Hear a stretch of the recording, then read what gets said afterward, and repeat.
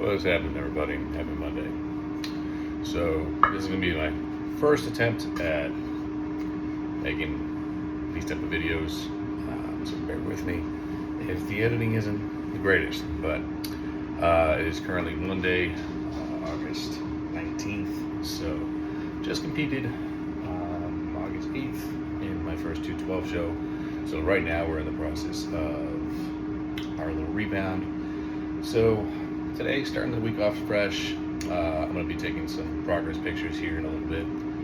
It's just after 4 a.m. Start cooking breakfast while I get everything set up for the progress pictures. I got the air fryer going right now. Got some chicken cooking, and so we don't waste all the chicken. We got the other chicken bag right here. So for breakfast today, we're going to be going with 400 grams of egg whites. Then we are going to be going with 75 grams of carbs, and we're going to get those from oatmeal. And then we're also going to have 7 grams of fat, and I'll get that from almond butter. So I'll show you guys the finished product here in just a bit.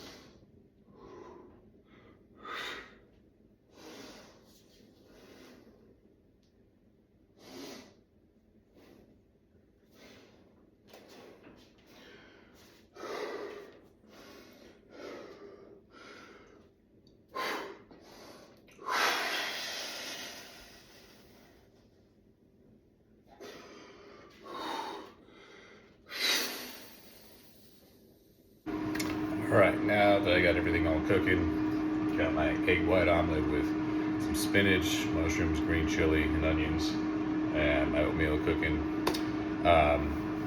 So I wanted to kind of explain just how I approach my off season. So whenever we start a rebound, so to speak, it's very crucial that you reverse out of your diet, because you've been dieting down so long and you get your body fat down to a super low percentage. So right after a show, if you just keep on eating and eating and eating and just throwing a whole bunch of junk in there just because you're tired of being hungry all the time, you're very prone to put on a whole lot of extra body fat. So you gotta really pace yourself with how you come out of it.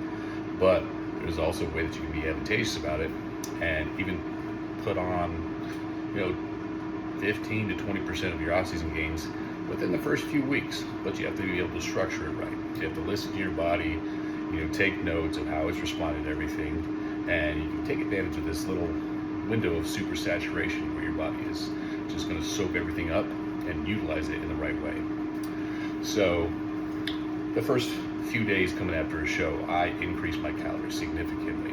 Okay, I allow myself one cheat meal per day for the first 4 or 5 days, kind of listen to my body. And those cheat meals, I have whatever I want, but obviously I choose meals that I know my body can handle well. So I don't do things like with a whole lot of dairy, just because it's not something I regularly include in my off-season diet. So it can cause a little bit of stomach digestion problems. But I'll ease some dairy stuff like back into my diet. So say I was really craving pizza, maybe I'll have 1 or 2 slices, and then I'll have a dessert or something like that with it. But anyways, for those first 4 days, what I did was I bumped my carbs especially up significantly. I kept my protein down a little low and let my body just soak up all the carbs, and it loved it. So I was eating about 1,000 grams of carbs per meal for those first 4 days after the show.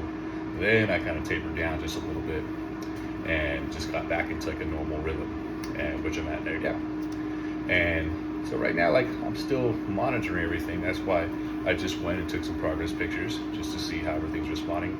And believe it or not, I'm only 7 pounds, 7.5 pounds over what I walked on stage on. And if you follow me on IG, you know that I came to the show. It was my debut of the 212.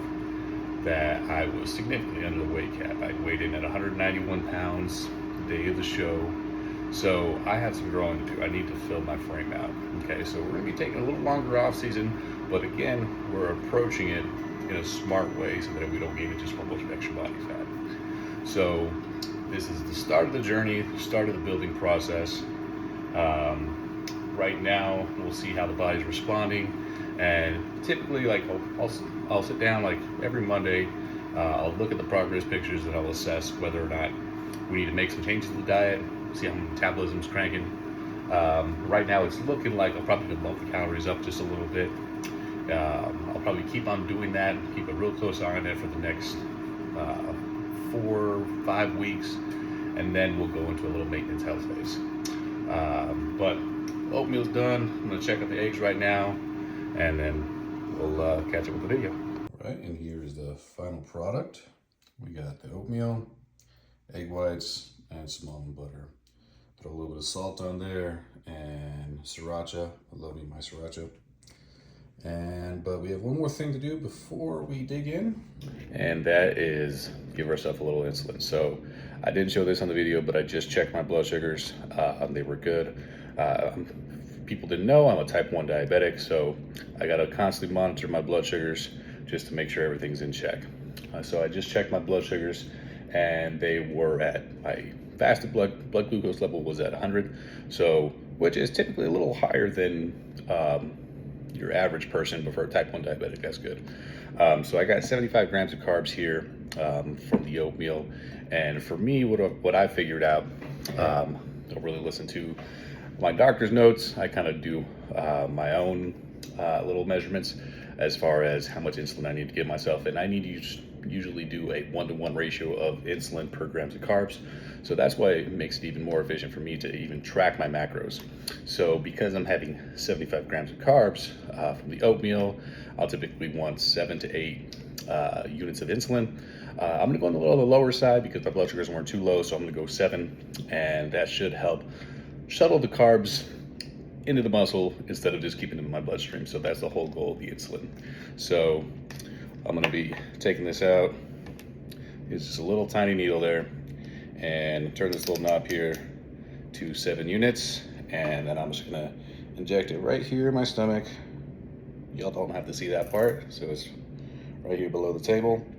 Make sure I hold it in there for a couple seconds to disperse all the insulin, and we're good to go. So now I'm gonna dive on in and get the day started.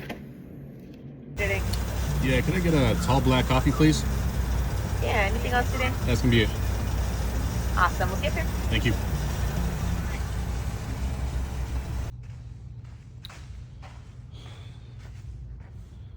Right. Time to start the day.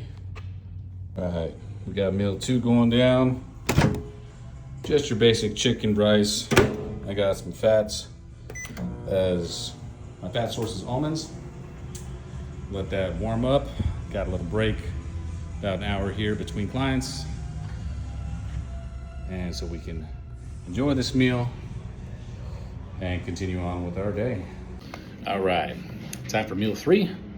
And this is gonna be my pre-workout meal. So I have 100 grams of carbs from rice. I got 50 grams of carbs from chicken. Took out the fats on this one, don't really need them for the workout. So basically how I approach my diets is I do carb cycling year round.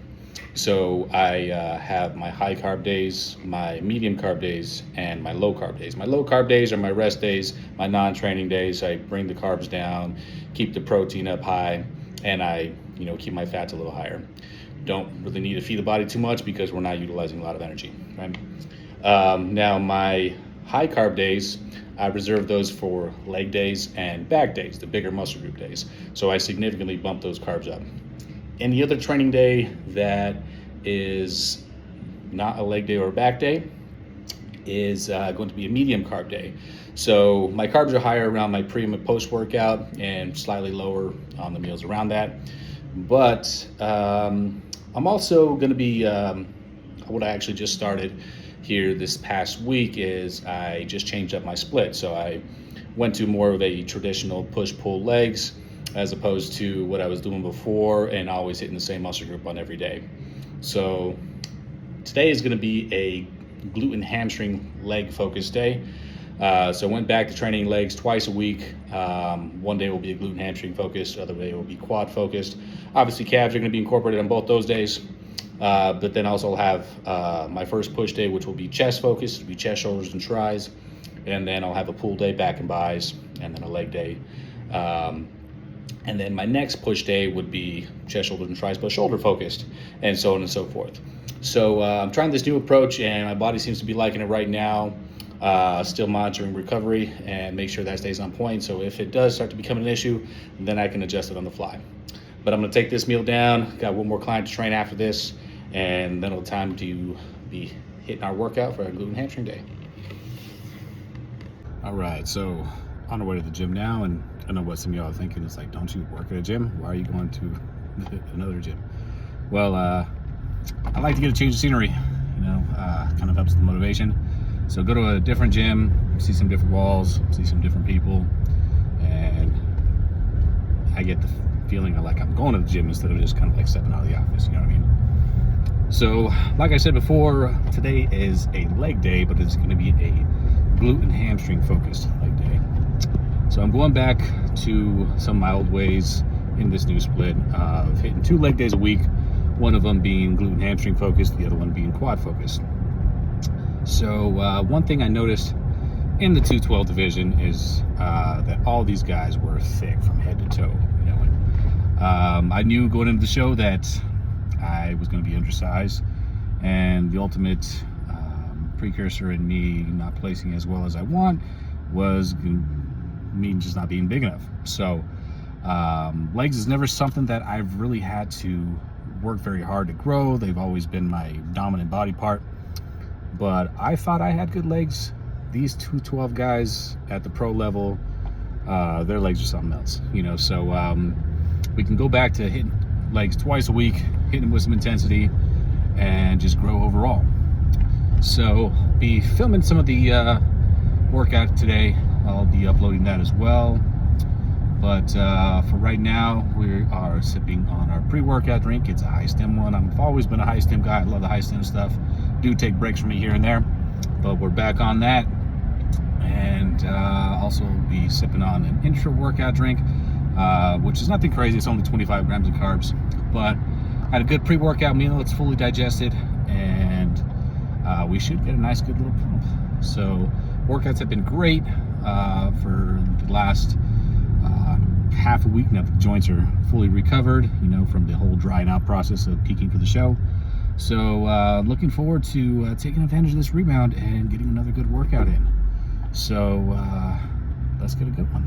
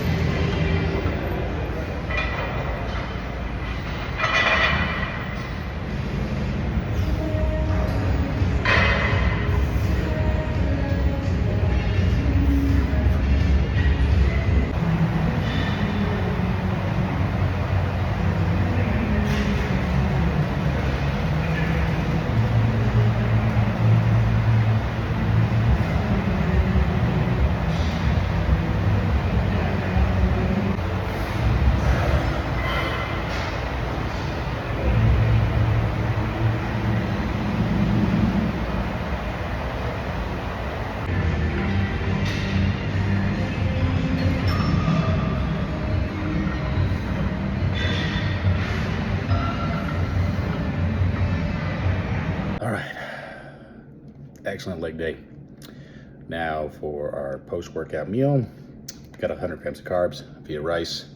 And for those of you that are wondering why my rice is yellow or gold, it's from turmeric. I like to season my rice up a little bit in turmeric. It's really good anti-inflammatory spice, so it kind of helps bring down inflammation. It's good for the digestive system. Then also have 50 grams of protein via shake. I like to mix it with some ice. I was just a little too lazy to make my my Ninja Creamy ice cream, but I typically like to do that for my post-workout just because I feel like I'm cheating, feel like I'm eating ice cream. So I'm gonna take this down, rest a little bit, and then we got 4 more clients to train them for this evening. So let's get at it. All right, and just like that, we are done for the day. It is just after 5 o'clock, and we get to shut the gym down. So we turn these lights off, shut this bay door. Kind of sucks training today. AC's on the fritz, so it's burning up in here. It's like almost 90 degrees in this gym. So at least the clients got a good sweat out of it. Bit of a detox workout. But now that we're all done, go home, shower up, have some dinner, relax a little bit. I actually got a couple diets that I got to update for some clients. Then one more meal before bed, and that'll wrap it up for a day. All right, so here we are, meal 5. We got some shrimp, rice, broccoli, and then there's some almonds back here for some fats. You know, for the longest time, I was a big stickler about, you know, not caring about macros, saying like, oh, like I don't count macros. I don't need to count macros, this and that. But the more and more that I progressed in my bodybuilding career, the more anal I got about everything. And I'm a very detail-oriented person, so once I actually learned about macronutrients and counting carbs and everything like that, everything just kind of made a little bit more sense to me. And then with my diabetes, it actually helped out a lot too, because I was already used to counting carbs, you know, from all my meal preps and everything like that. So whenever I had to start taking insulin, it was an easy transition. And I'll make a whole nother video about my whole diabetes diagnosis. You know, I found out when I was 30. So it was a bit of a learning curve, not so much for me as it would have been for just like your average Joe, but luckily I already ate clean and everything like that. But it made for an easy transition because I already knew how much carbohydrates I was taking in during the day, so it made it easy to kind of measure out how much insulin I need. So there was a little bit of trial and error at the beginning, but I got it down pretty quick. So I already did take my insulin, you know, before this meal, and my blood glucose level before this meal was actually a little low, and I was actually kind of happy with that. Well, it wasn't super low, but it was in a good range, you know, so it was at 90, which is a great reading for me. So I actually didn't give myself as much insulin as I normally would with a meal this size. So this isn't a big meal by any means, well, not for me at least, but I have 50 grams of carb via rice, 50 grams of protein via shrimp, and then I have 10 grams of fat via almonds. So typically when I have 50 grams of carbs, I would give myself 5 units of insulin, but because my blood sugar readings were good, I only gave myself 3. So once I eat this, it should raise my blood sugars a little bit, but it's not going to raise them too high. So the insulin will combat that, and we'll be good to go. But yeah, so we're just going to take down this meal, then we're going to go shower up and just relax a little bit, and then we'll have one more meal before we go to bed, and that'll be basically the same size as this, but I'll kind of switch it up a little bit just to get a little flavor profile change. But yeah, another thing too is a lot of people think that, you know, the whole healthy lifestyle, you have to eat like really boring stuff.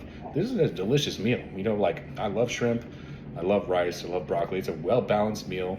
It doesn't feel like you're dieting. Like I get really frustrated when people think dieting is has to like be terrible and it's just this plain, you know, rudimentary, you know, repetitive foods that you're eating over and over. There's so many things that you can incorporate. So that's also why I like the whole idea of macros and counting macros. So even like with all the clients that I work with, I developed like a whole spreadsheet of different types of foods that they can incorporate.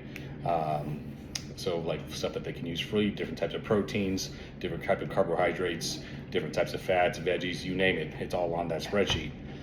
So this provides you with a lot more variety. So you don't feel like so fixed in having the same thing over and over and over again. I know one thing with all the people that I've worked with, a lot of people they just can't follow the same thing. Me, I don't care. I'm eating for results more than pleasure. But I am a foodie, so at the end of the day, I do love my food. I love my cheat meals, but especially in the off season, I like to mix it up a little bit too. So I make my food taste good. I like to play with seasonings, different flavor profiles. I incorporate multiple different types of proteins. Like for instance, today I had egg whites in the morning. I've had a protein shake for my post workout. I had chicken, for my second meal. I actually had chicken 2 meals today, but yesterday I had extra lean ground beef in one of the meals, and then now I'm having shrimp. So it's different, amino acids that come with each type of protein too. So there's multiple benefits in switching things up. So if you're dieting, or at least just cleaning up your lifestyle, don't feel like it's a burden. There's plenty of things, different ways that you can switch up things, to make it enjoyable. So I'm gonna take this meal down and then shower up, rest, relax a little bit, and then we'll take down our next meal. All right, so last meal of the day, and you can tell that I'm not used to vlogging because I already ate part of it. So I ate the protein portion, which was some 95.5 ground beef, so extra lean. I did throw some green chili and some sriracha on it because, hey, I'm New Mexican, I love my chili. So, but we do still have our carb portion that I haven't touched yet. So it's just a whole bunch of rice cakes with almond butter, and the rice cakes that don't get almond butter just have some cinnamon on it to get a little extra flavor. This meal right here was 50 grams of protein, and we got 50 grams of carbs, and we are topping it off with 10 grams of fats. And we got Mr. Baloney here, who is always right at my side when I'm eating, always asking for a little extra. And he did get a little ground beef, so we ain't stingy in this house. Well, during prep I am. I don't like to share food, but nonetheless, he stays on a strict diet just like I do. But for right now, I'm gonna enjoy these rice cakes, and thank you guys for watching, and have a good night.